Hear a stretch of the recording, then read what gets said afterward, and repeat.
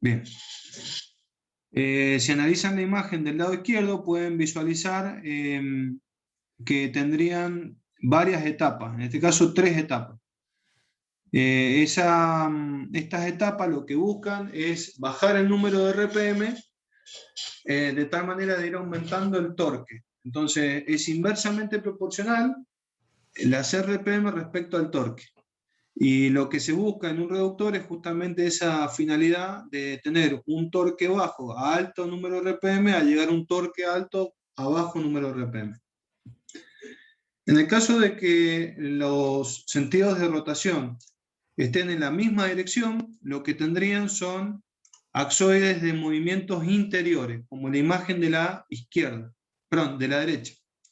La imagen de la izquierda tiene sentidos contrarios, que es lo que vimos en la clase pasada. Bueno, en la carpeta tienen que transcribir este ejercicio, que es el ejercicio 3.5, que dice lo siguiente: dos ejes paralelos están separados 20 centímetros. Sobre dicho eje actúan dos rotaciones, ω1 y ω2, suponiendo que la relación de transmisión I es igual a 2.5. Determinar los cilindros axoides y la posición del eje instantáneo de rotación. Antes de continuar, les comento un poco lo que me está pasando todas las clases, o la mayoría de las clases. En el curso que cursa a partir de las 10, hay un grupo de alumnos que de alguna manera interactúa, no digo que sean todos, pero una gran parte del grupo que viene después de las 22, que interactúa bastante en la clase, y llegamos muy jugados al final de la clase, con lo mismo que hoy en este curso, que normalmente hay poca interacción de lo que estamos desarrollando. Para mí es lo mismo dar la clase de una manera o la otra, pero me gustaría que no sea un monólogo, y que si alguno no ve, no entiende algo, lo pueda expresar, lo pueda comentar y lo podamos repetir. Siéntanse libres de interrumpir, de preguntar o de intervenir cada vez que lo necesiten con las dudas que tengan. Ya lo he comentado anteriormente, sé que la materia es pesada, que muchos andan perdidos hasta poder repasar y estudiar estos temas, pero en la medida que lo necesiten, interrumpan y lo volvemos a aplicar, o lo explicamos de otra manera, o le buscamos la vuelta, si hay algo concreto que vean que no lo entienden. Bueno, al margen de la aclaración, seguimos. Bien, profe, perfecto. Bueno. Sí, profe, también tener en cuenta que nosotros actualmente, que sé, somos 12 personas. No Sí. sé cómo será en el otro curso, pero 12 personas tampoco hay mucho que hablar, no sé. No, está claro. Si no lo necesitan, no lo hagan. Yo no es que los obligue. Simplemente sepan que pueden interactuar, que la idea es que si tienen una duda pueden interrumpir. Yo tengo claro que muchos no preguntan porque están perdidos. El que lo entienda, lo tenga todo claro y no pregunte porque lo tiene claro, bienvenido. Pero normalmente están muy perdidos y por eso no preguntan, o tienen miedo a hacer una pregunta tonta. Ninguna pregunta es tonta. Yo también cursé esta materia, a mí también me costó, el primer parcial lo desaprobé y había estudiado un montón. Entonces entiendo cómo es la materia y cómo lo que cuesta y lo que se dificulta llevarla adelante ordenada y entendiendo todos los temas. Siéntanse libres de interrumpir, y un poco me freno para hacerle este comentario porque siento que este curso viene como más callado que el otro curso. El otro curso interactúa más, pregunta más, y a lo mejor la duda de uno aclara las preguntas de otros que no se animan a hacer. Pero simplemente eso. No es que esté bien o esté mal. El primer parcial cada uno lo va a rendir y le irá como le irá, y seguramente tendrá dudas o no, y las puede ver en consulta también. Pero siéntanse libres de preguntar o de interrumpir si lo necesitan, porque la idea es que no sea un monólogo la clase, y que puedan interferir lo que les haga falta, lo que necesiten. Nada más que eso. Bueno, respecto a este ejercicio me piden definir los axoides. Nosotros conocemos que la relación de transmisión ω1 sobre ω2 es inversamente proporcional a la relación que existe entre los diámetros. Particularmente los diámetros que estamos hablando acá son los diámetros primitivos, que en el caso del engranaje se llaman diámetro primitivo y en el caso de los axos de movimiento son los mismos diámetros que tendrían los cilindros. Esa relación la identificamos con la letra I, y en este caso es dato, 2.5. Pero esa relación I debe mantenerse constante en el tiempo. Para que eso se mantenga constante sin que patinen, cuando quiero transmitir potencia, tengo que darle entrante y saliente para poder conformar los engranajes. Si no, patina un cilindro respecto del otro. Si prestan atención, la relación de transmisión está planteada con un signo negativo, menos 2.5. Ese negativo tiene que ver con que el sentido de rotación es contrario. Entonces, si matemáticamente para mí descendente es negativo, ascendente sería positivo. Y la relación matemática entre estas dos relaciones de velocidad me daría 2.5 en cuanto a su módulo, que es la relación que existe entre ellas, pero el signo lo que me está indicando es que rota en sentido contrario al conductor. Conductor sobre conducido para omega o para RPM es la ecuación genérica, y el signo siempre va de la mano si el sentido de rotación de entrada es igual al sentido de rotación de salida. En la gráfica nosotros podemos ver de que la distancia entre centros se acota con la letra D. Por lo tanto podemos decir que la distancia entre centros es de 1 más D2. Y si despejo esa ecuación D2, me quedaría que sería D menos D sub 1. Entonces en esta ecuación puedo dejarlo en función de D sub 1. Y me quedaría de la misma manera de el caso que vimos en teoría, pero en este caso estaríamos haciendo referencia a un único cilindro. Como es una ecuación con una sola incógnita, lo puedo despejar. Tengo la distancia entre centros, que es 20 centímetros, y operando llegaría a que D sub 1 vale 5.714 centímetros.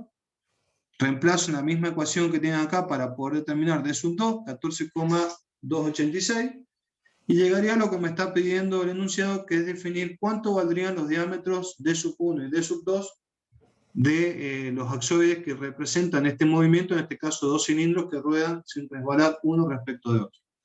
¿Alguna duda? Sí, profe, el gráfico de la derecha ese no está en el ejercicio, ¿verdad? En el ejercicio... El ejercicio solo sería solo el enunciado más el W omega 1 sobre omega 2. Claro, acá está resuelto y ustedes lo transcriben como está. Acá no tienen que ejecutar nada por su cuenta, ya lo tienen hecho. Pero si les tocara esto en un examen, tienen que configurar estos cilindros y bueno, teniendo los diámetros los pueden configurar, no tendría mayor complejidad.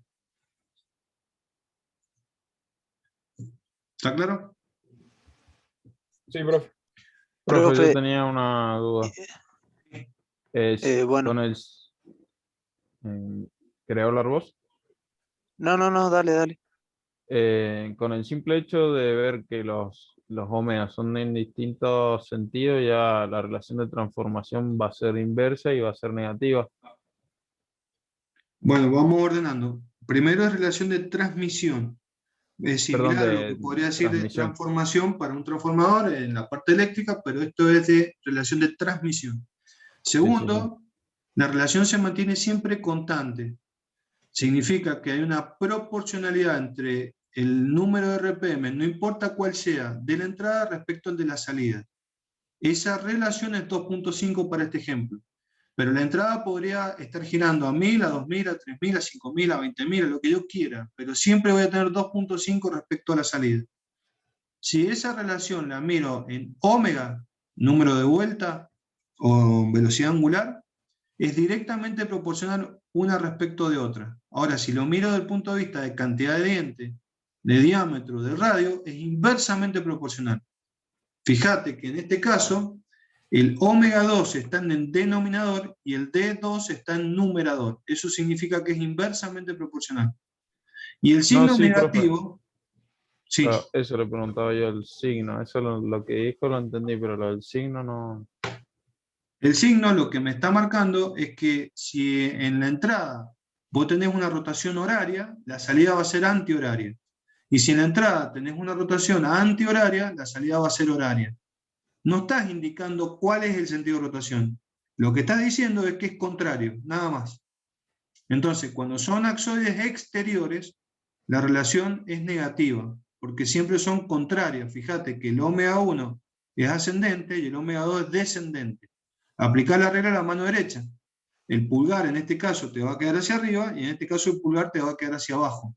Para las rotaciones con pulgar hacia arriba, en este sentido antihoraria, y en este caso con pulgar hacia abajo, horaria. Perfecto. Había Gracias, profe. un segundo alumno que quería preguntar.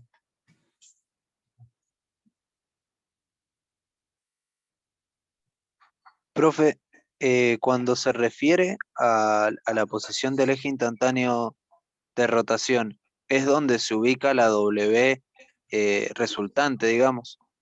Correcto. El omega que figura en este ejemplo 3.5. Este omega es coincidente con el eje instantáneo de rotación, EIR. Ok, buenísimo, gracias, profe. Nada. Bueno, el próximo ejercicio es un ejercicio que está en el Classroom como ejercicio propuesto, que es este que está acá, y tienen que ejecutarlo aplicando la condición de rigidez y aplicando el método para averiguar la velocidad de un punto conocida la velocidad de otro punto. Sí, adelante. Entonces, siempre la omega conductora es positiva, en lo que está bien ese pensamiento.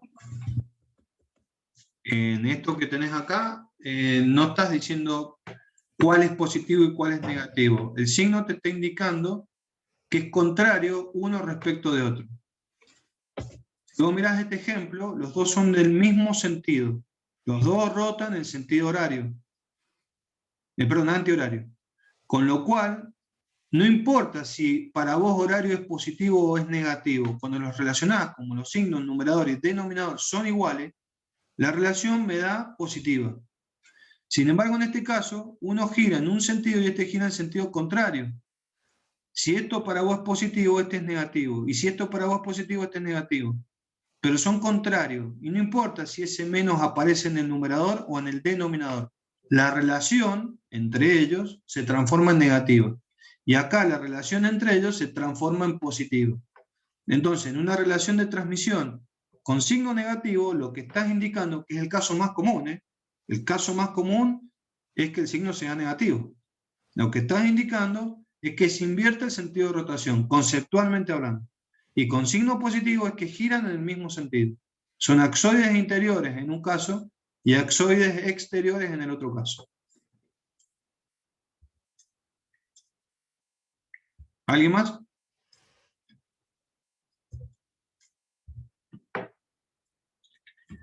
Bueno, el ejercicio 3.6 era un ejercicio que estaba propuesto, está propuesto, lo tienen en Classroom y lo tienen que transcribir a la carpeta y ejecutarlo.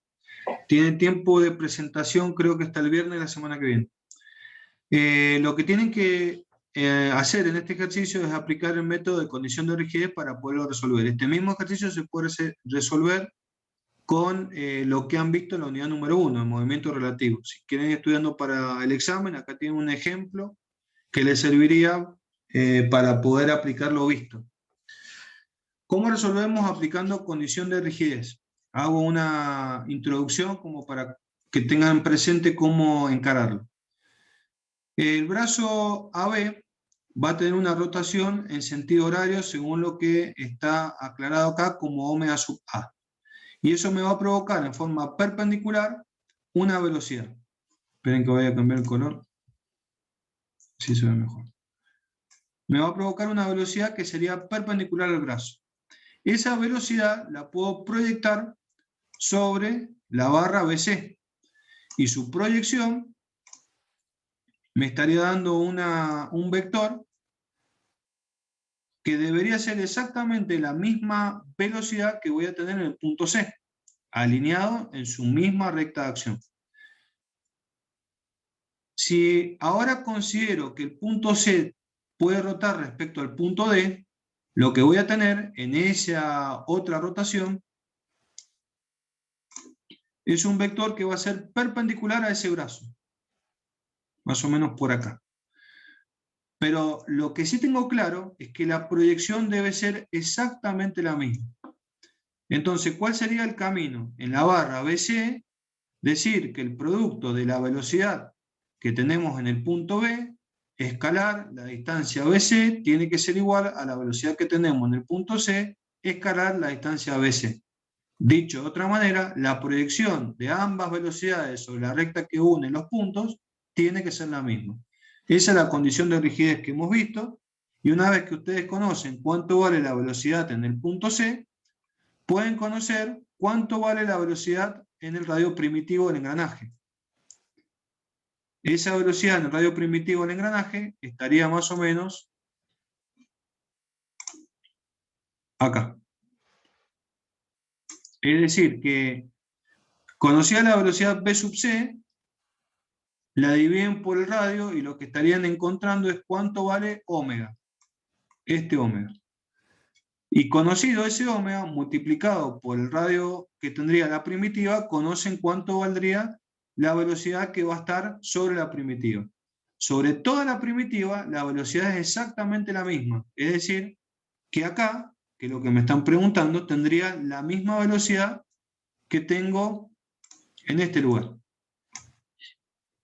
Entonces, si conozco esta velocidad, conozco esta velocidad, que es lo que me pide el enunciado. ¿Alguna duda? Sí, profe. En el punto C que trazó dos vectores. El vector en naranja dijo que era la proyección de la velocidad en C, pero que en realidad la velocidad en C es el vector que usted trazó en rojo. Me perdí ahí. La proyección de la velocidad en C tiene que darme lo mismo que la proyección de la velocidad en B, que son las dos naranjas.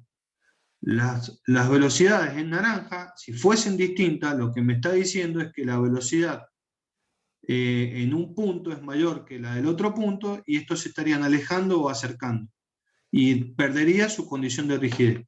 Es decir, si este vector que está acá es distinto a este vector que está acá, en módulo, dirección y sentido, el punto B del punto C se alejan o se acercan.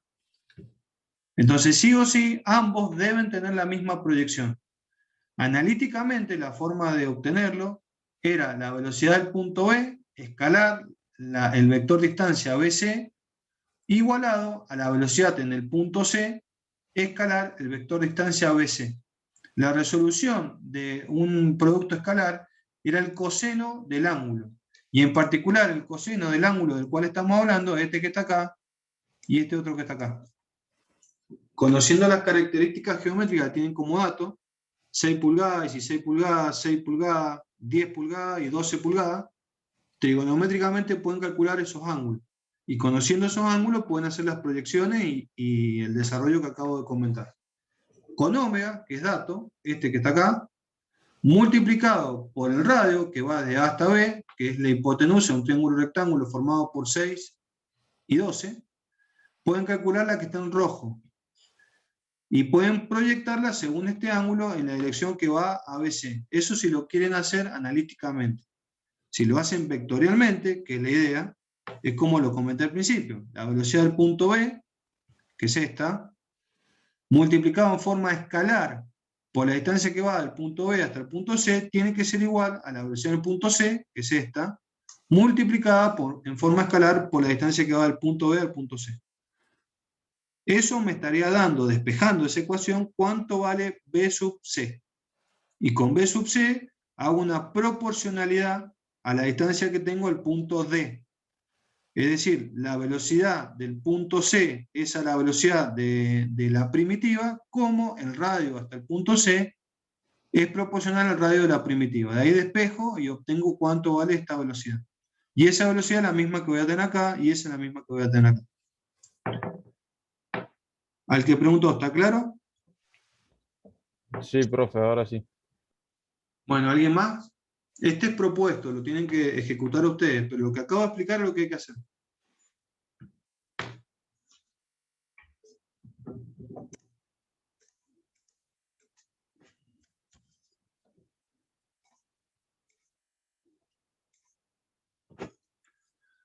Bueno, Ahí puse la otra presentación que dice semana 10. ¿La están viendo? Sí, profe, se ve. Bueno.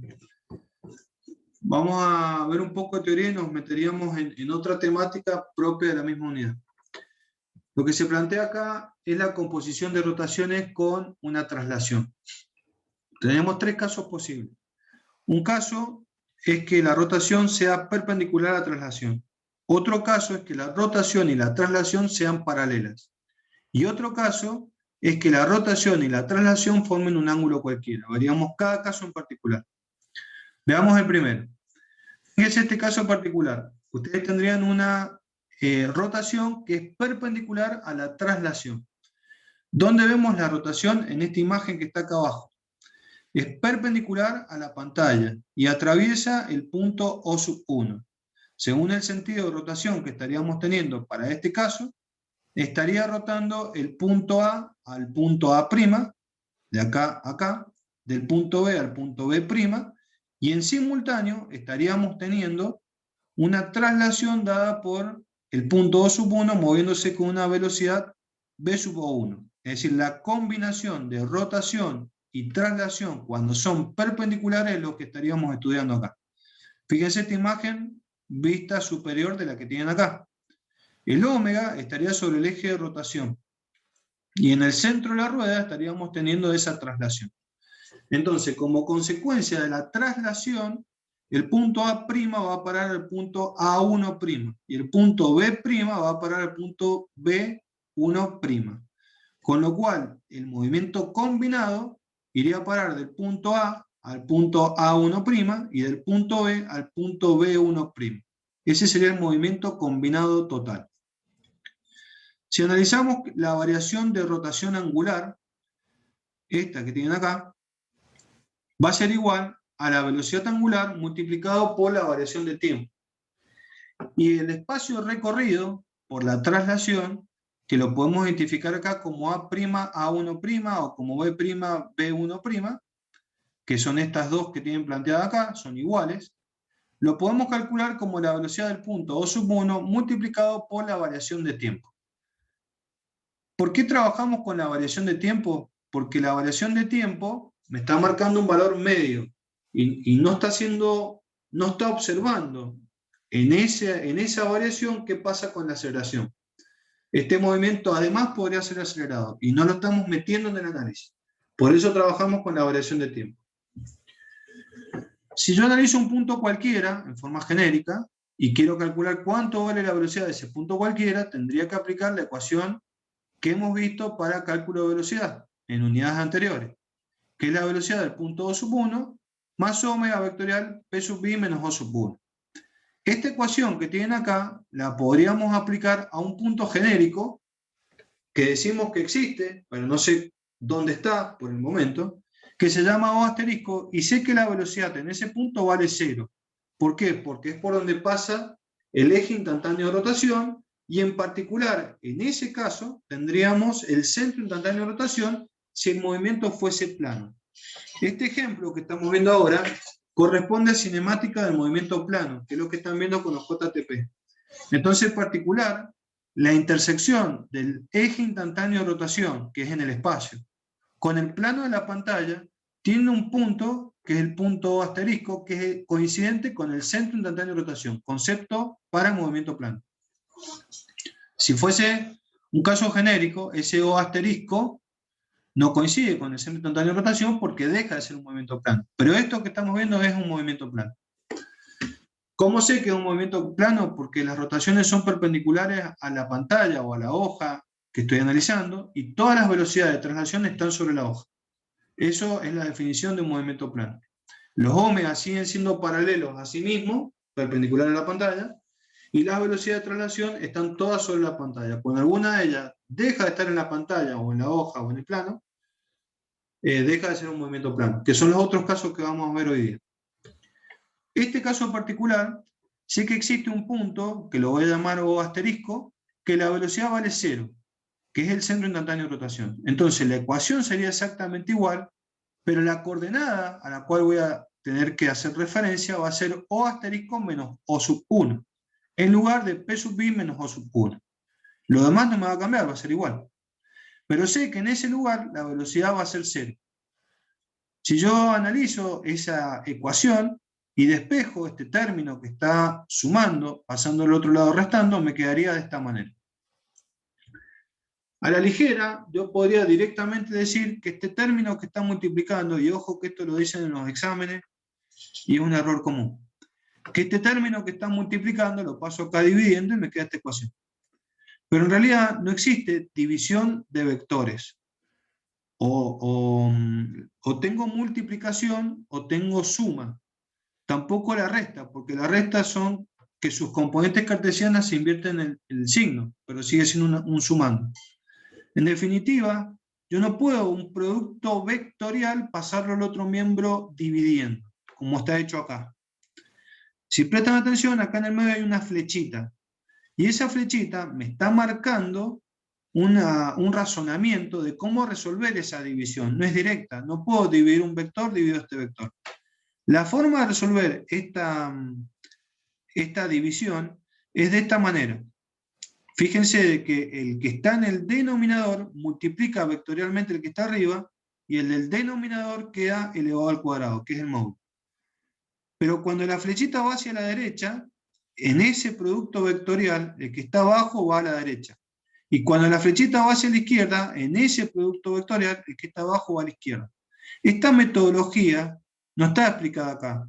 Viene de cálculo vectorial o de álgebra vectorial, que deberían conocer o deberían tener ya visto. Lo quiero aclarar porque en los exámenes suelen directamente decir que pasan dividiendo, y eso está mal. Entonces lo que ustedes tendrían es que este signo que es negativo lo transformo en un positivo invirtiendo el sentido del producto vectorial. Por eso esta flecha que va hacia la derecha se pone hacia la izquierda y se saca el signo. Y una vez que ya tengo signo positivo, que es lo que han hecho acá, el que está en el denominador pasa arriba multiplicando en forma vectorial del lado izquierdo, porque lo dice la flecha, y quedaría de esta manera. Entonces la forma de resolver esta división es igual que esta división y es igual que esta división. Básicamente esto no es una división de vectores, esto sí es una división y es un producto vectorial dividido en un módulo. ¿Alguna duda respecto a esto? Bueno, ¿cómo vectorialmente se llega a esto? Acá está planteado en forma directa y no tiene un razonamiento. Yo se lo busqué, se lo puse acá ese razonamiento. Si multiplican la ecuación de origen, que era esta, a ambos miembros de la igualdad en forma vectorial por omega, tendrían esto que está acá. Fíjense que es esto mismo multiplicado por omega y esto mismo multiplicado por omega. Profe, Sí, adelante. esa sería la justificación que nosotros tendremos que poner o sea, en el caso de llegar a un oral o un examen. Esa sería la premultiplicación por el omega. Claro, acá verías de dónde sale esta ecuación. En el apunte directamente está la ecuación planteada, porque se entiende, es como si yo te explicara dónde sale Pitágoras. En el apunte no lo vas a encontrar porque ya lo viste en otra materia. O de dónde sale una identidad trigonométrica, dónde sale una derivada, una integral, bueno, es lo mismo. Pero yo acá se lo he agregado para que sepan de dónde sale esto que está acá. Multiplican a ambos lados de la igualdad vectorialmente por omega. Y lo que obtendrían es el triple producto vectorial que ya vimos en la primera unidad, que era igual a omega cuadrado por el vector distancia. En este caso ese vector distancia de 2 asterisco menos O, esto que está acá. Y el otro lado queda exactamente igual. Pero este omega cuadrado lo puedo pasar dividiendo, que es lo que han hecho acá. En definitiva, la ecuación es la misma, y cómo llegar a esa ecuación lo tienen hecho acá. Y lo que estaría faltando resolver, que no se los puse, pero ya lo tienen resuelto en la primera parte de la materia, es cómo resolver un triple producto vectorial. Pero sabemos que llegamos a esto, que era la aceleración normal. Si recuerdan cuando hicimos el análisis, para movimientos relativos terminaba siendo la aceleración normal. Bueno, ese omega cuadrado, que es un módulo, lo pasan al otro lado dividiendo, y eso sí pueden dividir. Tengan en cuenta que lo que ustedes obtendrían en el numerador, acá, en un producto vectorial de 2 vectores, es otro vector. Y dividir un módulo sigue siendo un vector. Y lo que tienen que llegar es la distancia del vector, distancia al punto asterisco. O la magnitud del vector distancia o asterisco. ¿Alguna duda? Sí, profe. digamos que buscamos la distancia al O asterisco para encontrar el eje instantáneo de rotación y, bueno, esa es una pregunta. Sí, correcto. O sea, Y esta ecuación que tenés acá te estaba ubicando este punto asterisco en su ubicación genérica, lo cual dice de que yo podría poner el ómega resultante en el punto asterisco y poder calcular la velocidad de cualquier punto de esta rueda haciendo referencia a él. Entonces, si vos analizás cuánto valdría la velocidad en el punto A, va a tener la magnitud proporcional a la distancia al centro instantáneo de rotación. En el punto B igual, en el punto B' igual, en cualquiera de ellos que quieras analizar. bien, y después la otra pregunta que dijo que en este caso las velocidades estaban en el plano, algo así, me perdí ahí. Las velocidades de traslación, B corta, están todas sobre el plano. Y las velocidades de rotación, omega, son todas perpendiculares al plano o a la pantalla que estamos viendo. Ese caso es el caso de cinemática del plano, lo que están viendo actualmente con los JTP. O sea, toda la unidad 4 de cinemática del movimiento plano es solo aplicable al caso que tienen acá, rotación perpendicular a la traslación. Si tienen cualquier otro caso que no sea perpendicular, deja de ser un movimiento plano. Y esto no aplica. Lo que estamos viendo acá no aplicaría. Bien, perfecto, gracias. Bueno, ¿qué pasaría si tenemos una rotación que sea paralela a la traslación? Fíjense en la imagen de la derecha. Ustedes tienen una velocidad, que es la velocidad del punto O, y en paralelo tienen una rotación. Entonces, si estudiamos una partícula que tenga la combinación de ambos efectos, tendríamos una componente vertical que va a ser igual a la que tenemos en el centro, y eso le tengo que sumar en forma vectorial una componente tangencial que sería el producto de este omega multiplicado por el radio. En definitiva, la composición vectorial de ambas, que es la que está dibujada en color negro, me estaría dando la velocidad que tendría esta partícula en ese instante. Y esto estaría describiendo un movimiento como lo que se ve en la imagen animada de la izquierda. En todo momento estaríamos teniendo una rototraslación, en este caso paralela, y describe un movimiento helicoidal. ¿Alguna duda? Esto no es movimiento plano, por ejemplo. El tercer caso planteaba una rotación y una traslación que formen un ángulo cualquiera, que es como lo que tienen planteado acá. Fíjense de que tienen una velocidad v sub O1 que tiene un ángulo cualquiera respecto a la rotación. Yo la puedo descomponer. Si yo descompongo esta velocidad, la puedo descomponer en una trayectoria o en una velocidad que va a ser paralela al ómega y en una que va a ser perpendicular, y poder hacer un análisis similar a los dos que hicimos anteriormente. Por un lado, ver lo que sería el movimiento helicoidal, que sería esto, y por otro lado, ver el movimiento plano, que sería esto otro, relacionado siempre con omega. ¿Alguna duda? Bueno, hay un método que se lo denomina teorema de Chasles. Es un método para poder estudiar esta composición particular, y después tiene un campo de aplicación en lo que sería ruedas dentadas para lo que es eje alabeado. Por ejemplo, una aplicación de este caso sería tornillo sin fin rueda helicoidal, de los reductores que se utilizan en la industria normalmente. En el apunte van a encontrar un ítem que se llama cambio de polo con el movimiento de la rototraslación. En el apunte viejo esto estaba como teorema de Chasles. Había un error en el título. En el apunte nuevo está bien, que es el apunte que tienen actualmente, que está colgado en el Drive. Pero algunos alumnos son recursantes o tienen el apunte viejo, se los aclaro por las dudas. Dice: el movimiento de rototraslación de un sólido, un cambio de polo implica un cambio de velocidad de la traslación, pero no de la rotación. ¿Qué significa esto? Si nosotros vamos a calcular la velocidad de un punto cualquiera, v sub i, va a ser igual a la velocidad del punto O sub 1, que es la terna móvil, más omega vectorial P sub i menos O sub 1. Esta es mi referencia, el punto O sub 1, que es el movimiento de la terna relativa. ¿Qué pasa si en lugar de calcular la velocidad v sub i respecto a un punto o sub 1, lo hago respecto a otro punto que sea un punto o sub 2? La ecuación sería esta.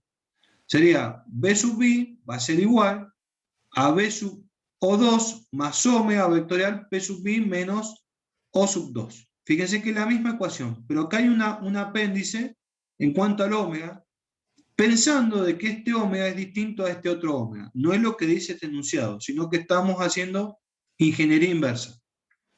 Bajo ese planteo, nosotros deberíamos reemplazar dentro de esta ecuación con el valor que va a tener esta velocidad. Y la manera genérica de calcular la velocidad en cualquier punto es la misma que vamos a aplicar para calcular la velocidad en el punto O sub 2, que va a ser v sub O1, fíjense que es igual, más omega, fíjense que es igual, vectorial, y el vector distancia. En este caso, el vector distancia sería, en vez de p sub i, O sub 2 menos O sub 1. Si con esta ecuación reemplazo dentro de esta velocidad, obtendría esta ecuación que tienen acá. Entonces me quedaría que la velocidad de un punto cualquiera va a ser todo esto, que es v sub O2 más omega, prima vectorial p sub i menos O sub 2, que era esto que tenían acá. Si analizamos el primer sumando, que ustedes tendrían, v sub O1, lo arrastro tal cual está, es este que está acá. Y si analizamos segundo y tercer sumando, tendrían que, vectorialmente hablando, este valor más este valor que tienen acá, termina siendo p sub i menos O sub 1. Y no queda otra posibilidad para que se mantenga una igualdad con esta ecuación que tienen acá, que este omega sea el mismo. Es decir, que este prima no sea distinto a este omega. Tienen que ser iguales, porque si no, no se mantiene la igualdad del v sub i calculado como sabemos que se calcula y suponiendo que la velocidad en otro punto me tiene que cambiar el omega. Entonces, confirmamos, haciendo ingeniería inversa, que el cambio de polo cambia la velocidad de traslación, pero no la de rotación, que es lo que tienen acá subrayado.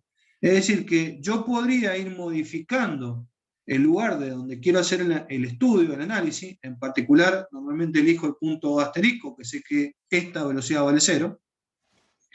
Y lo que voy a hacer es modificar la velocidad de traslación, pero no la de rotación. La de rotación la voy a ir poniendo en cualquier punto que a mí me interese estudiar. Entonces esta metodología es muy aplicada en movimiento plano porque es muy sencilla para poder determinar las velocidades. Comparen esto que estamos haciendo con lo que hicimos en la unidad número 1. Pero ojo, me serviría para movimiento plano. ¿Alguna duda? Profe, esto sería como uno de los casos, sería el que vimos primero, ¿A cuál te referís? al que vimos que la velocidad era perpendicular a la velocidad angular. Sería Sí. uno de esos casos, es ese de O asterisco. Sí, pero aplica a los tres, ¿eh? Se podría aplicar a los tres.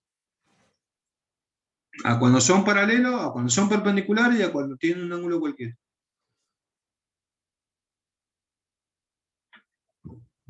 ¿Está claro? Sí, profe. Bueno, vamos a hacer una representación de lo que se conoce como teorema de Chasles. El teorema de Chasles afirma que el desplazamiento general de un cuerpo rígido en el espacio puede ser asimilado a una traslación respecto a una recta seguida por un movimiento de rotación sobre el eje paralelo a esta línea. Que es lo que vimos recién como rotación paralela respecto a la velocidad. Ese caso particular era un movimiento helicoidal. Entonces, todo movimiento, independientemente de cómo esté dada la traslación, si paralela, perpendicular o en un ángulo cualquiera, puede reducirse con el teorema de Chasles a un mismo movimiento, que es el movimiento helicoidal, es decir, este que vimos acá. Es decir, cualquier caso de los tres que planteamos se puede estudiar de esta manera, si aplicamos el teorema de Chasles. Eso es lo que dice Chasles. Vamos a ir aplicándolo paso a paso. Supongamos de que tenemos un omega, que es el que está en color celeste, con una velocidad de traslación, que es la que está en color rojo, v sub O1, aplicada al punto O sub 1. Ese caso tiene un ángulo cualquiera, un ángulo genérico. Si esa velocidad la descompongo en dos proyecciones, ya sea la que es paralela y la que es perpendicular, el caso genérico se puede transformar en dos casos conocidos, paralelo y perpendicular. Fíjense que ahora me quedó B sub O1 subíndice omega y B sub O1 subíndice n, la normal y la paralela. Vamos a considerar el cálculo que acabamos de ver, de la ubicación del punto O asterisco. Dice que O asterisco menos O sub 1 es igual a omega vectorial B sub O1 dividido omega cuadrado. Y eso me daría un punto. Es este punto O asterisco que estoy marcando acá. Sobre ese punto, lo que voy a hacer es poner un sistema nulo. Que sería este que tienen acá. De tal manera de que... Disculpe que lo interrumpa. BO sub 1 sería la resultante, no ninguna de las dos componentes, sino la total. O sea, sin descomponer. Claro, yo parto de un caso genérico, de un ángulo cualquiera, entre omega y la velocidad de traslación. Perfecto. Y lo descompongo para llegar a dos casos que son comunes o conocidos, que era cuando eran paralelos y cuando eran perpendiculares. ¿Está claro? Sí, profe, quedó claro. Bueno, acabo de colocar dos velocidades angulares iguales y de sentido contrario en el punto asterisco, que están en color celeste, que no me provocan alteración a la condición original, porque se anulan entre sí, es como si no estuvieran. Pero si yo las analizo combinadas a las que ya tenía inicialmente, estas dos que se están moviendo me estarían provocando una cupla en este sentido. Esa cupla de rotación provocada por vectores que son velocidad angular, lo vimos en la clase pasada, me provocan una velocidad. Y esa velocidad de traslación es la que acaba de aparecer acá como B sub O1n. Y en este caso con un signo negativo. ¿Por qué? Porque la ubicación del punto O asterisco no es cualquiera. Es la necesaria para que esta componente O sub O1n se anule. Fíjense que el sentido de rotación que tiene la cupla, el cual está indicado, apliquen la regla de la mano derecha, me estaría dando con la dirección que acaba de aparecer como B sub O1n negativo, que me anula la componente que ya tenía normal en el otro sentido. Es decir, de que desaparece la cupla, aparece esta velocidad negativa, que se termina anulando con la otra velocidad normal que tenía y llegaría a esta condición. Por condición de rigidez, el cuerpo tiene que tener sobre esta trayectoria que une el punto O sub 1 con el punto O asterisco la misma velocidad. Caso contrario se estaría deformando. Entonces yo podría directamente trasladar esa velocidad al punto O asterisco. ¿Y a qué conclusión llegamos?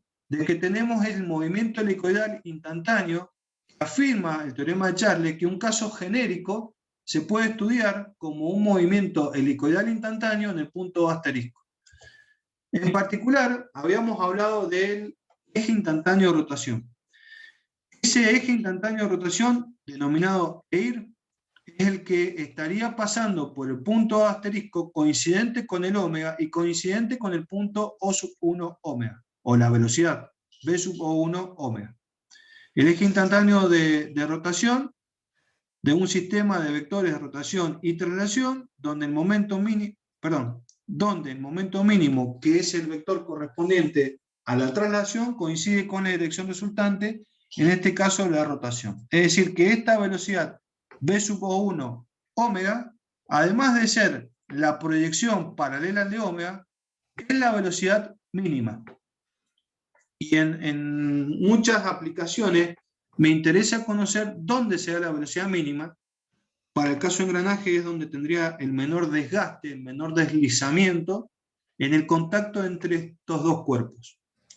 Es decir, si yo logro que el contacto se dé sobre esta línea, lograría el menor deslizamiento posible mirándolo desde el punto de vista de eficiencia, rendimiento y elevación de temperatura cuando transmito potencia. ¿Alguna duda respecto a la metodología de Charles? Después nos vamos a meter con lo que es engranaje. Profe, entonces eso quiere decir que cuando yo tengo, cuando mi velocidad no es paralela a mi omega, en el mismo punto, digamos, sí o sí no es el eje, o sea, no puede ser el eje de rotación. El eje instantáneo de rotación. Correcto. El eje instantáneo de rotación sería coincidente con la trayectoria de la velocidad de traslación y la de omega cuando son paralelos. En cualquier otra condición, perpendiculares o en un ángulo genérico, la tengo que encontrar. Si son paralelos, ya lo encontré. Es coincidente, o sea, no me haría falta aplicar Charle, ya tiene su máxima reducción posible. Charle lo que dice que cualquier movimiento, cualquiera de las alternativas que hemos visto, se puede reducir a un movimiento helicoidal instantáneo. Y esa reducción es el paso a paso que fui haciendo. En el apunte está esto que está acá, esta imagen está sacada del apunte. Pero el paso a paso está todo superpuesto acá arriba. En la presentación lo que yo intenté es ir incorporando y sacando los vectores que aparecen y desaparecen a medida que lo voy analizando. En el pizarrón, cuando hay que explicarlo, la intención es que ustedes puedan transmitir, si les toca teorema Charle, esto que yo acabo de hacer. ¿Alguna duda? Sí, yo, profe, cuando planteo las dos omegas, esas que estaban, o sea, que producían una cupla, se estaba refiriendo a cuando vimos lo de rotaciones axiales de ejes concurrentes. Sí. Lo vuelvo a hacer. La duda, donde surge la duda que vos tenés, vuelve a aparecer. El vector que está en color rojo lo descompongo en dos, que sería esto. Entonces me quedaría una que es paralela y una que es perpendicular. Después calculo el punto O asterisco a través de esa ecuación, que es la que vimos recién. Lo ubico y me quedaría ubicado en un lugar. No sé dónde está, pero en este caso es el que estoy indicando en esta trayectoria que une el punto O asterisco con el punto O sub 1. Y sobre ese punto en particular pongo una cupla, una par de vectores que se anulan entre sí. Son estos que voy a incorporar en color celeste. No me modifican, no me alteran la condición original porque se están anulando. Entonces sigue siendo lo mismo que tenía antes. Pero si hago foco en el que está apuntando hacia abajo como menos ómega y el que tenía originalmente, estos dos que se van a mover ahora, me estarían provocando una cupla que según la regla de la mano derecha gira en esta dirección. Y esa cupla me estaría provocando como resultante esa velocidad. Ten en cuenta que la cupla de velocidades angulares es análoga a lo que se vio en álgebra vectorial como cupla de fuerzas. Y lo que me daba antes, que era un momento, ahora me da una traslación, una velocidad. Entonces lo que estaría quedando es esto que se ve ahora. Y obviamente la componente de menos B sub O1n con B sub O1n se anulan entre sí. Y quedaría esto. Y por condición de rigidez, todas las velocidades que yo voy a tener entre el punto O sub 1 y el punto O asterisco deben ser las mismas, si no el cuerpo se está deformando. Entonces la puedo trasladar directamente. Y me quedaría el movimiento helicoidal instantáneo, que representa el movimiento genérico que teníamos anteriormente, como esta condición sobre el eje instantáneo de rotación. Y en particular, la ubicación de estos dos vectores es el eje instantáneo de rotación y la velocidad que determiné es la menor de todas las posibles. Y sería la velocidad mínima de este sistema. ¿Alguna duda? Perfecto. No, profe, ahí me quedó mucho más claro, gracias. De nada. ¿Alguien más? Bueno, vamos al ejercicio 3.7. Dice, un cuerpo rígido tiene el vector, tiene el movimiento rototraslatorio descripto de la figura. Determinar el punto asterisco por donde pasa el eje instantáneo de rotación y de deslizamiento mínimo. Y también de la velocidad mínima. Hacer el gráfico correspondiente. Bueno, acá fíjense que tienen un cuerpo que está asociado a una terna móvil con centro O sub 1 y ejes coordenados X1, Y sub 1 y Z1. En ese cuerpo tendríamos una rotación ómega alineado con Y sub 1 y una velocidad B sub 1 en un ángulo cualquiera que tiene proyecciones en Y y en X. En este caso me dan como dato cuánto vale la velocidad, 4 en Y, 3 en J, metros por segundo, y cuánto vale la velocidad angular, 5 en J, radianes sobre segundo. Para poder determinar el punto asterisco, aplicamos la ecuación que vimos recién, diciendo que es el producto vectorial entre ómega y la velocidad B sub 1 dividido ómega cuadrado. Reemplazando con los datos que tenemos, me estaría dando que la distancia O asterisco menos O sub 1 es igual a 4/5 negativo en K. Según el eje de la Z, me tengo que mover en sentido negativo. Fíjense que me estoy moviendo hacia atrás del punto O. Y en ese lugar tendría ubicado el punto O asterisco. Una vez que hago la ubicación del punto O asterisco, tengo que hacer la misma reducción que hicimos recién. Y a lo que llegaría es determinar un ómega aplicado en el punto O asterisco, que recién dijimos que si cambiábamos el polo, el ómega no me cambiaba, lo que cambiaba era la velocidad de traslación, y una nueva velocidad que va a ser la proyección sobre el eje instantáneo de rotación. En definitiva, esa velocidad es la velocidad mínima. Y como acá la calculamos, esa velocidad y la teníamos como dato, fíjense de que la proyección sobre ese eje es esa velocidad, 3 en J, es decir, este vector lo proyecto respecto al eje paralelo a ómega y me da 3 en J. Directamente sé que la velocidad mínima resultante, la que va a quedar acá, sigue siendo 3 en J. Porque es lo que acabamos de desarrollar recién. Es decir, esa B sub O1 en I termina siendo la que está trabajando en el eje instantáneo de rotación y la que me estaría dando la velocidad mínima. Abajo lo tienen calculado y dice que B mínimo es igual a B sub O1 en I, que es igual a 3 en J. ¿Alguna duda? Bueno, lo que acabamos de hacer es una aplicación concreta del caso que vimos anteriormente. Este ejercicio es un ejercicio propuesto en el cual pide resolver de la misma manera que hicimos el análisis del cuerpo con una sola velocidad, pero acá tenemos varias velocidades. El omega 1, omega 2, omega 3 y omega 4. En particular me piden determinar cuánto vale la velocidad mínima y en el punto B, por dónde pasa el eje instantáneo de rotación. Nosotros tenemos que el eje instantáneo de rotación, para poderlo calcular, en este caso vamos a tener diferentes posibilidades de resolución con la traslación de cada uno de estos vectores al punto O asterisco. Es decir, que para poder trasladar el punto, el omega 4 que tienen acá, van a tener que poner un sistema nulo, omega 4 con omega 4. Y lo que me estaría dando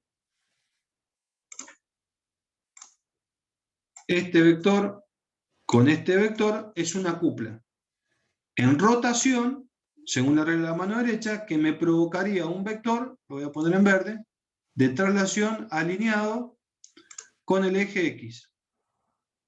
Recuerden que el vector es libre en el plano.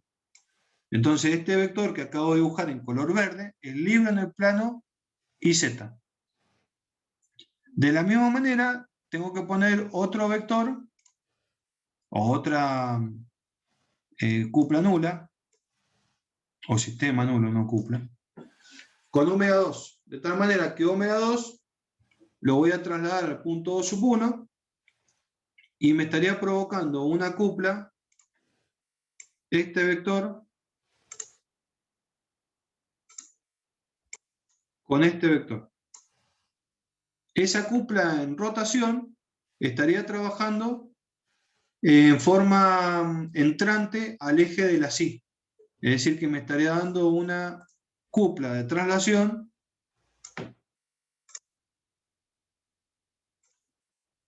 entrante. Esta que está acá. Esas dos que dibujé en color verde tienen diferente magnitud. En un caso va a ser omega 4, que vale 50, multiplicado por 500. Y en el otro caso va a ser omega 2, que vale 50, multiplicado por 250.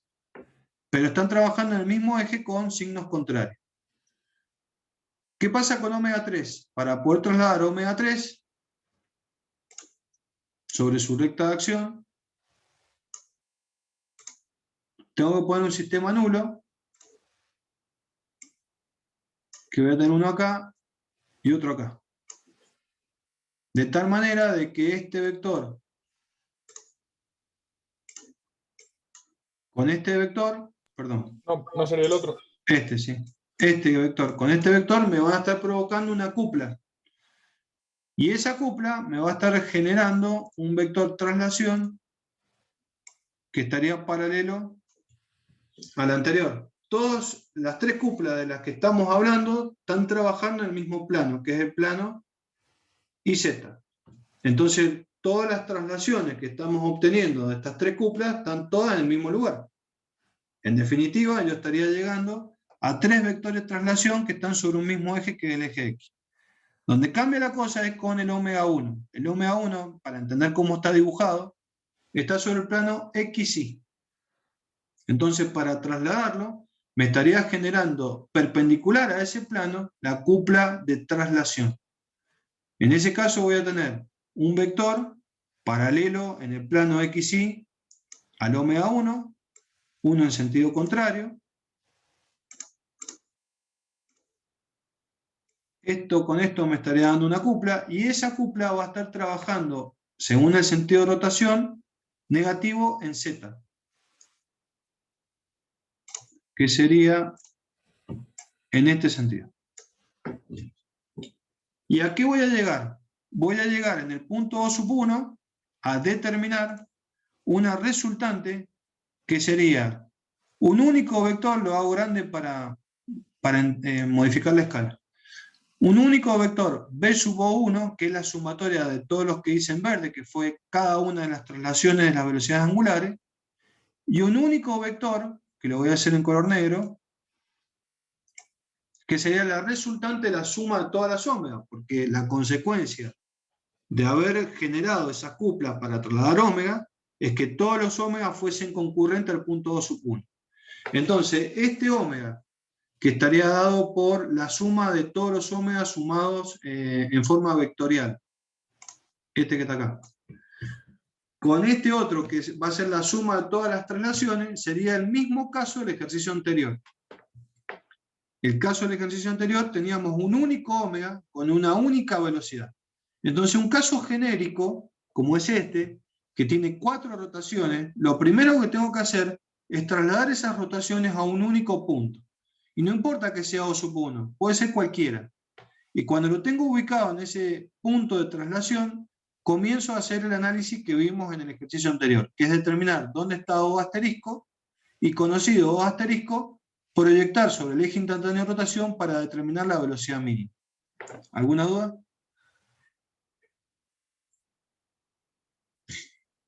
Bueno, vamos a la resolución del ejercicio 3. Profe, Sí, yo tengo una duda en la posición que tiene el W, el omega 3. ¿Está en el plano IZ? sí. Fíjate que dice que es perteneciente, este símbolo es perteneciente al plano IZ. Omega 3 vale 100 radianes sobre segundo y es perteneciente al plano IZ. Es decir, tiene 30 grados respecto de I y estaría trabajando sobre el plano IZ. Omega 3, omega 2 y omega 4, los tres vectores están en el mismo plano, el IZ. Acá lo tenés como dato. El único que no está en el IZ y está en el XY es el omega 1. Ok, buenísimo, gracias, profe. ¿Alguna otra duda?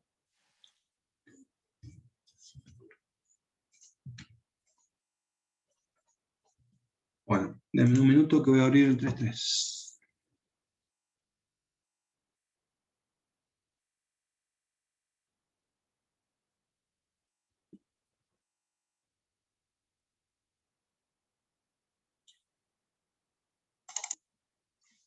Perdón, 3.6.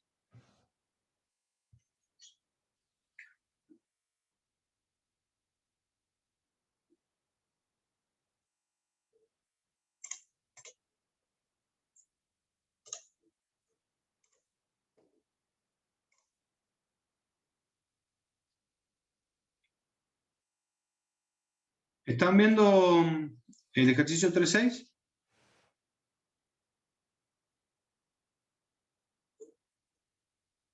No, profe.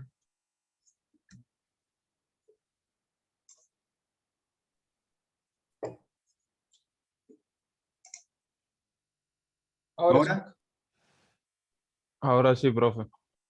Bueno, este ejercicio no sabía si me iba a alcanzar el tiempo, pero me sobran 20 minutos, se los explico. Este ejercicio algo encaramos y era un ejercicio propuesto, así que fíjense el paso a paso de cómo lo van a ir analizando en la introducción que yo hice, lo vamos a ir desarrollando con números. Nosotros planteamos de que teníamos que trabajar con la proyección de cada una de las velocidades. Y lo que vamos a hacer es el producto escalar aplicando la condición de rigidez. Ojo, porque en el apunte el producto escalar figura con una cruz, y acá está con un punto. En la bibliografía, alguna está con un punto, en otra está con una cruz. Les comento esto porque ese punto, cuando es chiquito, es producto común, cuando es grande, como se ve acá, es producto escalar. Más que nada por la bibliografía, y esto ha sido sacado de un libro, entonces por eso tiene el punto, se los aclaro por ese tema. Bueno, ¿qué es lo que comenté recién? Que la velocidad que nosotros teníamos en un punto B, la podíamos calcular como el ómega, que era dato, multiplicado por el radio. Y esa velocidad proyectada sobre la recta que une el punto B con el punto C, tenía que ser exactamente igual que la que teníamos en C. Pero en C estamos obligados a describir una trayectoria en su velocidad instantánea perpendicular al radio que une C con D, que es esta que está acá. Es decir, que esta proyección debe ser exactamente la misma que esta proyección para que la velocidad proyectada sea exactamente la misma. Fíjense que ustedes tendrían como condición de rigidez que el producto que van a tener entre la velocidad del punto C escalar CB tiene que ser igual a la velocidad del punto B escalar CB. Vamos al análisis.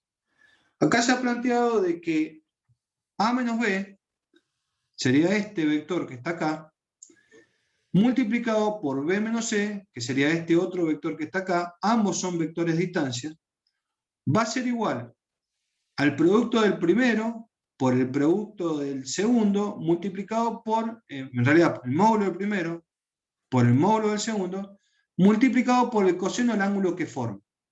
Esta metodología que se está utilizando acá es para poder definir cuánto vale el ángulo que hay entre un vector y otro. Ustedes tienen diferentes caminos, que es trabajar con proyecciones, alternos internos, opuestos por el vértice, dos paralelas cortadas por una recta, o sea, tienen diferentes metodologías o trigonométricas, aplicar seno, coseno y tangente. Esta es una más, ténganla en cuenta porque es un cálculo vectorial que les permite determinar el ángulo entre dos vectores. Entonces, los vectores, en este caso distancia, ustedes los conocen. ¿Qué distancia existe entre el punto B y el punto A? Es esto al cuadrado más esto al cuadrado bajo la raíz cuadrada. ¿Y qué distancia existe entre el punto B y el punto C? Conocen que la distancia entre B y C vertical es 2, porque este vale 2 y este vale 10. Y la distancia entre B y C horizontal es 16. Entonces 16 al cuadrado más 2 al cuadrado bajo la raíz cuadrada me estaría dando esta distancia. Ese cálculo que yo conozco, creo que está hecho acá. Fíjense que los mismos datos que están sacando de la imagen que mostré anteriormente, me permite determinar cuánto valdría el resultado de este producto escalar. Recuerden que el producto escalar me da un escalar y que cuando hacen ese producto, I por I me va a dar un valor, I por J me va a dar 0, es decir, los únicos que me estarían dando el valor son los que están en la misma dirección. Entonces, ¿cómo resuelvo este producto escalar? Acá ya está reemplazado. Es 6i más 12j. ¿De dónde sale el 6i? De acá. ¿De dónde sale el 12? De acá. Y los signos tienen que ver cómo ubiqué la terna. La terna está ubicada en el origen, donde son concurrentes ambos vectores de distancia. El origen es el punto B. Entonces, de esta manera tendría una coordenada negativa tanto para X como para Y. Por eso los dos son negativos. Estas aclaraciones que estoy haciendo del signo, la ubicación de la terna, lo tienen que tener en cuenta para aplicar el producto escalar. No es directamente la forma de resolverlo. Entonces, lo que están haciendo es poner una terna en el punto B para hacer el producto escalar entre dos vectores para poder averiguar el ángulo que hay entre ellos. Pero esos vectores son vectores concurrentes. Es decir, que yo tendría un vector distancia que estaría acá, y un vector distancia que estaría acá. y los voy a multiplicar entre sí, conociendo el resultado del producto escalar y despejando cuánto vale lo que me interesa, que es el ángulo que forman entre sí. Es una herramienta como si aplicaran una identidad trigonométrica, Pitágoras, cualquier otra herramienta para poder definir un ángulo entre dos vectores. ¿Alguna duda? Bueno, acá tienen que hacer 6 por 16 con su signo, 12 por 2 con su signo y sumarlo. Eso da menos 72. Presten atención y agarren una calculadora y calcúlenlo. 6 por 16 con el signo que dé, en este caso negativo, y 12 por 2 con el signo que dé, en este caso positivo, y sumarlo. Da menos 72. Entonces, el producto escalar entre estos dos vectores lo conocen, que es menos 72. Y la forma de resolverlo también la conocen, que es el módulo del primero por el módulo del segundo por el coseno del ángulo que forman. El módulo del primero es 6 al cuadrado más 12 al cuadrado bajo la raíz cuadrada. Y eso multiplicado por el módulo del segundo, que es un cateto al cuadrado más el otro cateto al cuadrado bajo la raíz cuadrada. El producto de raíces se une. Multiplicado por el coseno del ángulo que forman. La única incógnita que hay acá es este ángulo. Entonces, si resolvemos esto, es la raíz de 13, que es lo que tienen acá. Y si despejan, el arco coseno de todo lo que obtengan de ese razonamiento, me daría 109,44 grados Celsius. Celsius no, perdón, grados. Que en este caso sería el ángulo que queríamos determinar entre los dos primeros vectores. Si vamos al segundo caso, es BC, el vector que tienen acá, y el otro vector es DC, que es este otro vector que tienen acá. Y el ángulo que quiero determinar es este que está acá. Lo mismo. El producto escalar me va a dar un escalar. Es 16 por 6 con su signo, 2 por 10 con su signo, y eso sumado entre sí. Eso me daría menos 116. Y para resolver el producto escalar es el módulo del primero por el módulo del segundo por el coseno del ángulo que forma. Mi incógnita sería ese ángulo. Reemplazo bajo la raíz cuadrada, despejo el valor del coseno y obtengo cuánto valdría el ángulo. Es decir, de que el ángulo total lo puedo determinar con este paso y este ángulo total lo puedo determinar con este otro paso. Pero lo que me interesa para hacer las proyecciones es cuánto vale alfa y cuánto vale beta.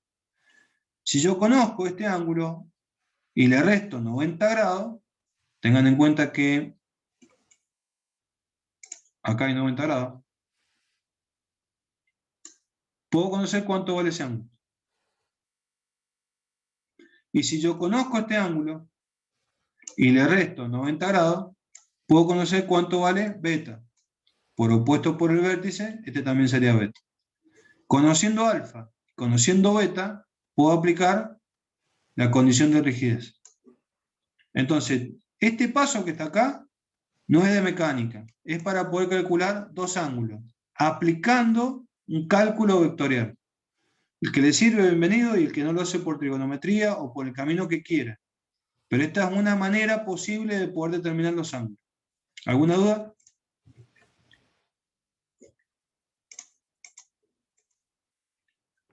Bueno, acá sí ya empieza el ejercicio netamente de lo que hemos visto en mecánica. ¿Cómo calcular cuánto valdría la velocidad en el punto C? Entonces, aplicando la condición de rigidez, B sub C por el vector distancia CB tiene que ser igual a B sub B por el vector distancia CB. Si lo resuelvo, es el módulo del primero por el módulo del segundo por el coseno del ángulo que forma, beta. Y lo mismo para el otro lado de la igualdad, el módulo del primero por el módulo del segundo por el coseno del ángulo que forma, alfa. De esta ecuación, lo que no conozco es cuánto vale la velocidad en el punto C. Entonces lo que tengo que hacer es despejar, pasando dividiendo el coseno de beta al otro lado de la igualdad y el vector distancia al otro lado de la igualdad. La forma de poder determinarlo, reemplazando, es despejando de esa ecuación el B sub C, y el B sub C me quedaría 160,75 pulgadas sobre segundo. Previo, tengo que hacer un precálculo de definir cuánto vale la velocidad en el punto B. Y como tengo como dato el valor de omega y tengo como dato el valor del radio, puedo determinar el producto de estas dos, esa velocidad B sub B. ¿Alguna duda?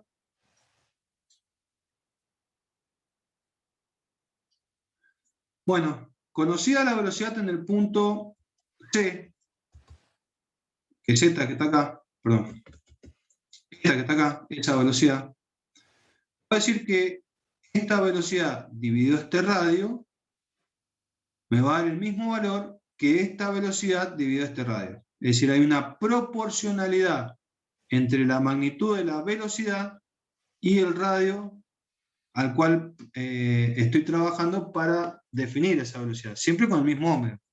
Es decir, yo puedo determinar cuánto vale el omega que voy a tener acá, conociendo esta velocidad, dividiéndola por este radio.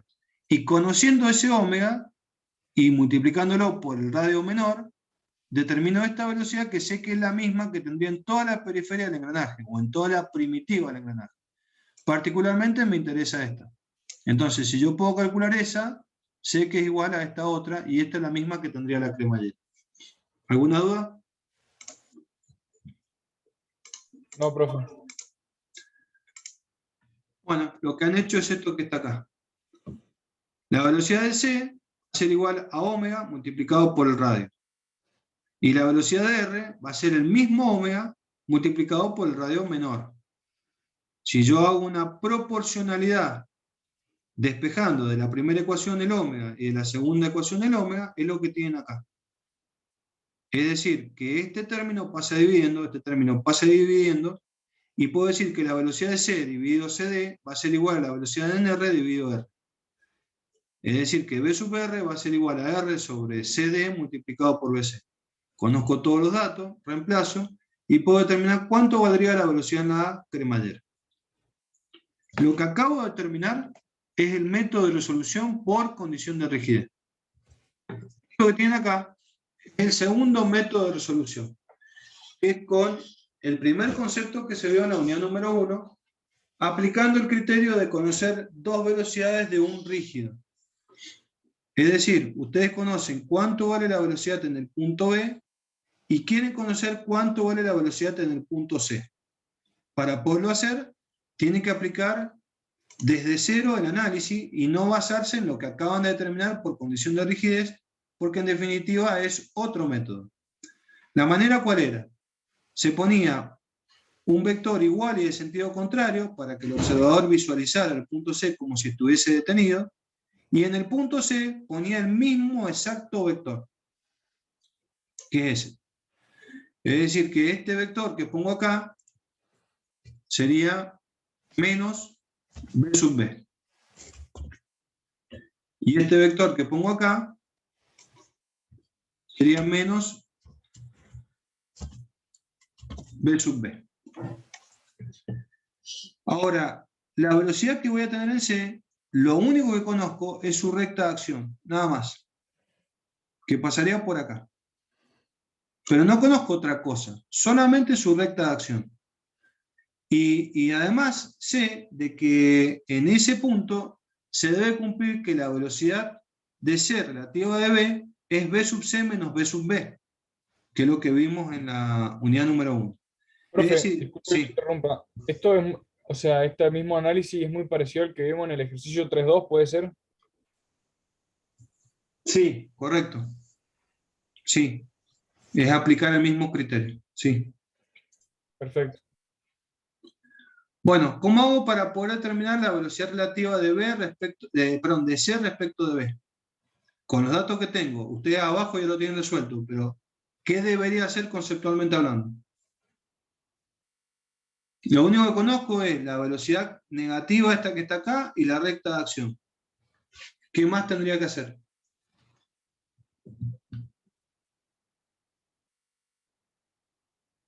Tendría que calcular los omegas. No. ¿Cómo llego a determinar la velocidad de C respecto de B?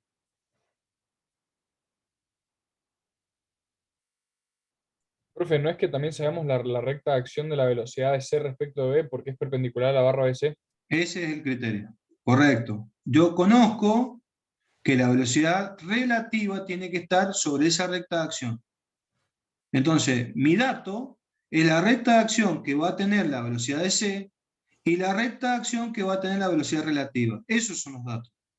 Entonces ya con estos datos, yo ya puedo cerrar el polígono, porque lo único que tengo que hacer es trazar una paralela a cada una de estas rectas donde empiece y donde finaliza el vector que acabo de trazar, este que está acá. Y se me estarían cortando en un punto. Ese punto donde se están cortando es este que está acá. En definitiva, lo que determino, voy a poner con otro color, es que este vector que está acá es B sub C, y que este vector que está acá es B sub C respecto de B. Entonces, analíticamente, aplicando otro concepto, llego a determinar cuánto vale B sub C. Y con ese dato de B sub C, ya en el desarrollo del desenlace para poder llegar a B sub R es el mismo. Es decir, yo conozco esto y por proporcionalidad conozco esto, y si conozco esto, conozco esto. Pero lo importante es que por dos métodos distintos, condición de rigidez en el primer método y en este segundo método por movimiento relativo, puedo definir que la velocidad del punto C valdría este vector en particular. Profe, yo tengo una duda. Me pasó lo mismo en el ejercicio 3.2. Yo entiendo por qué, o sea, yo entiendo que la velocidad C sub B va a ser perpendicular a la barra, pero yo no sé el sustento teórico que tiene. Eso es lo que me pasa. O sea, yo lo pude hacer el 3.2 bien, sin problema, pero porque sabía eso, pero no sabía por qué sabía eso. No sé si me explico. O sea, sé que en la clase lo vimos y usted lo explicó, pero no me acuerdo del por qué. Bueno, suponete que la barra de la que estamos hablando es esta que acabo de dibujar acá. Y vos como observador te parás en este punto y querés ver qué es lo que pasa en este otro punto. Supongamos por algún momento de que la velocidad en ese punto tiene una trayectoria como esta. Como es. Relativa, es decir, el observador se paró desde este punto mirando para allá. El ojito del observador se simboliza de esa manera. Y lo que visualiza es una velocidad en ese sentido. ¿Qué es lo que pasaría si yo la descompongo esa velocidad? Esa velocidad la voy a descomponer en una perpendicular a la recta que une ambos puntos y en una colineal a la recta que une ambos puntos. Lo que me estaría provocando es una proyección en ambas direcciones, con lo cual determinaría una proyección, que es la que dibujé ahí en color verde, esta, y otra proyección que le vamos a poner azul, que estaría acá. Si eso fuese así, el cuerpo, el rígido que tenía acá abajo, no es un rígido, porque la velocidad de color verde indica que si este punto está detenido, donde el observador está parado, el punto que está mirando se está alejando de él, y estaría mal. Entonces no hay otra alternativa que la velocidad que tenga el punto en cualquier lugar de ese rígido sea perpendicular. Es decir, que la trayectoria entre la dirección de ambos puntos sea perpendicular. Conceptualmente hablando, si la trayectoria de la velocidad resultante en el otro punto, o relativa en el otro punto, no es perpendicular, tendría una proyección en la recta que une los puntos, y eso me estaría dando que se está deformando el rígido, es decir, no sería un rígido. Entonces estaría mal considerar que tiene una velocidad con una proyección horizontal y debería tener una velocidad que sea siempre perpendicular. De tal manera que... ¿Cómo? Sí, bien, entendí. Pero también tengo otra pregunta, que es que usted en la clase pasada dijo que esto se podía también ver como movimiento relativo, que no es el mismo fundamento teórico que el que acabamos de ver, pero o sea, llega al mismo resultado. Sí, me podría No, está bien. orientar un poco. Esto que estamos viendo ahora, el método número 2, es movimiento relativo. Esto es movimiento relativo. El caso número 1, que vimos recién, no era movimiento relativo. Eso era condición de rigidez. Es decir, vos para poderlo resolver, aplicaste lo que tenés acá arriba, que es condición de rigidez. Pero este caso es movimiento relativo. Claro, Y ahí lo tienen ahí está. resuelto. Listo, profe, muchas gracias. Che, se me fue el tiempo, no me di cuenta la hora. Los tengo que dejar para poder bajar el video. Esa ecuación que tienen ahí es la de movimiento relativo. Acá lo tienen resuelto, lo transcriben y cualquier duda me la preguntan. Este es un ejercicio propuesto, así que lo único que tienen que hacer es transcribir. Bueno, buenas noches, gracias Ok, por estar. profe, gracias a usted. Preséntense a las consultas que les quedan de esta semana para el examen y estén atentos al mail. Les va a llegar un correo confirmando el correo, porque es el que vamos a usar para el examen. Así que yo les voy a avisar a través del Classroom que ya mandé el correo para aquellos alumnos que no le llegue. Entonces, aquellos que no le llegó, cuando en el Classroom dicen que ya lo mandé, me contactan y los incluimos, vemos si está mal tipeado, cuál es el error. Tengan en cuenta que en el Drive, perdón, en el Classroom, están subidas las 3 planillas de los 3 terceros. Verifiquen que los contactos que tengan, los mails que tengan cargados ahí, sean los correctos. Caso contrario, me avisan. Bueno, buenas noches y nos hablamos. Ok, profe, gracias. Hasta luego.